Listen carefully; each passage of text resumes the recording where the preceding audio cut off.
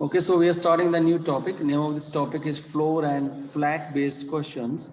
Before we do these questions, we will be discussing few important points. As you can see in the diagram, there are 5 floors starting from 1, 2, 3, 4, and 5. Rule number 1 is like A lives immediately above the floor of B. So it means immediately means without any gap. It could be like this. A lives immediately above the floor of B. And if it is like this, A lives immediately below the floor of B, it would be like this, as in the second column you can see, exactly beneath B. But if point number 3 is A lives above the floor of B, then it could be like this without any gap. There could be gap of 1 floor. Okay, even there could be gap of 2 floor or 3 floor. Okay. So above means not exactly above. It could be 1 above, it could be 2 above, it could be 3 above. In the same way, point number 4 is if A lives below the floor of B. So it could be exactly below B, or there could be gap of 1, there could be gap of 2, there could be gap of 3 also, depending on the number of floors. So I hope you people are able to understand the difference between immediately above and only above. Okay. So now we are moving on to few questions. We'll be doing few questions and then later on I will be sharing some exercise with you. As you can see on the screen, there are 7 neighbors, SPL, QRM and I. They live on different floors in the same building, having 7 floors numbered 1 to 7. The floor is numbered 1. The first floor is numbered 1. Okay. And then 2, 3, 4, 5, 6, 7 like this. So they have given you certain information. They have given you certain information and we would like to start with various cases first. And it's very important you read the question first before we start anything. Okay? That would make our job easier. As you can see, there are 3 persons live between I and M. M lives on the floor above S. Who? Who means they are talking about S, who does not live on an odd numbered floor. P does not live on the first floor. I does not live on the first floor. 2 persons live between R and S. Q lives neither on the first floor nor on the fourth floor. M does not live on sixth and seventh floor. See what we can do. First of all, we can start writing what is not happening. Like they are saying M does not live on sixth and seventh floor. So not case that is not happening. I'm writing here. M does not live on the sixth and seventh floor. So I will write M here. Okay. Then next what they're saying like P does not live on the first floor. So I can write P here. P does not live on the first floor. And Q lives neither on the first floor nor on the fourth floor. So I can also write Q here and I can also write Q here, fourth floor. Okay. There is something more about no? Okay.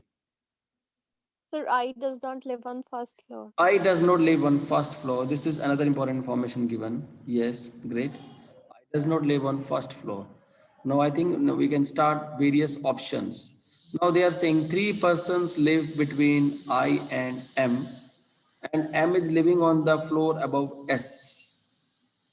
3 persons live between I and M.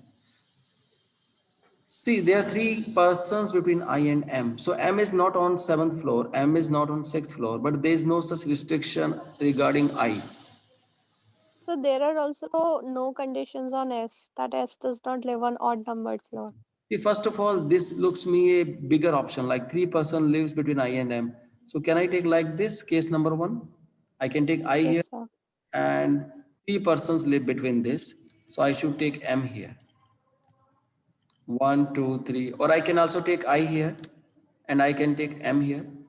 Or I can take I here and I can take M here. Yes. But what they are saying now, 3 person live between I and M lives on the floor above S. So there is no space in case number 3. Because M is already on the first floor. So it means I have to cross this option. Yes or no? Because M lives on the floor above S. And below M there is no space. So means I have to cross this option.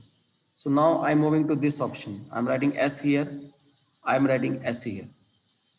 M lives on the floor above S. Now it is above S. So it could be here also.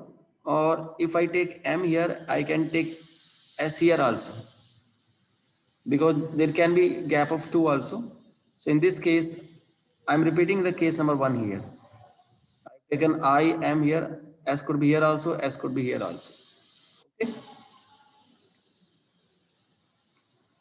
M lives on the floor above S, who does not live on the odd number floor. Now S is not living on odd numbered floor. So it means this can't be the option because this is floor number 1. So it means I have to remove this case. I have to remove this case. I have to remove this case. I have to remove this case also. Okay. Now P does not live on the first floor, which I have already written. I does not live on the first floor, which I have already written. Two person lives between R and S. Now there are two persons between R and S. So it means I have to put R here. There are two persons between R and S. Now Q lives neither on the first floor nor on the fourth floor, which we have already written. M does not live on the sixth and seventh floor, which we have already taken into consideration. Now we have to find out where we can put the remaining one. Okay. Now think So about, we can put Q in sixth floor. we can put Q in sixth slot. Yes, we can put Q in sixth slot. Yes. The P in fourth floor P in fourth, because P can't come and on L in first floor. L on the first floor. Yes. So now we are done with the whole diagram. Okay. So this way, while solving the floor questions, you can draw as many combination like case 1, 2, 3, 4, 5, 6. Whatever different combination comes in your mind, you can draw more columns and start doing the sum. Okay. So I hope this question is clear. So we are moving on to one next question. This next question, as you can read, there are 8 people. They live on separate floors of an 8-floor building. Ground floor is not, ground floor is number 1, first floor is number 2, and so on, as we have taken into consideration. Okay, so let us remove this before we solve these questions, so that would make our work easier. Okay, so let us say what they are saying. Y lives on floor number 1. So I can put Y here. Y lives on floor number 1. So wouldn't it be like a permanent case because Y is living on Yes, number 1? sorry, you have to write it here. Y lives on floor number 1. And only 2 people live between Y and T. So I should put T here. Yes, sir. S lives immediately above X. S lives on an even numbered floor.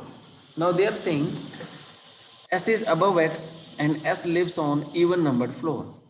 Now where could we have S? So we can have S on 2 or 6. and 6. On 2 or Or either 6. S on 6. 6. One Yes, more sir. option on 8 also? No, sir, because then we won't have a floor above Yeah. to place X. No, S lives immediately above X. So we can, 8 हो सकता है So sir. then we can we can 8 have, भी हो सकता है. no, we can have S here also. Okay, very Yes, good. sir. Okay, there is one last line. V does not live on the topmost floor, so we can write V here. Okay, we can write V here.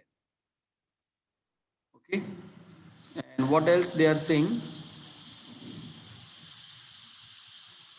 S lives immediately above X.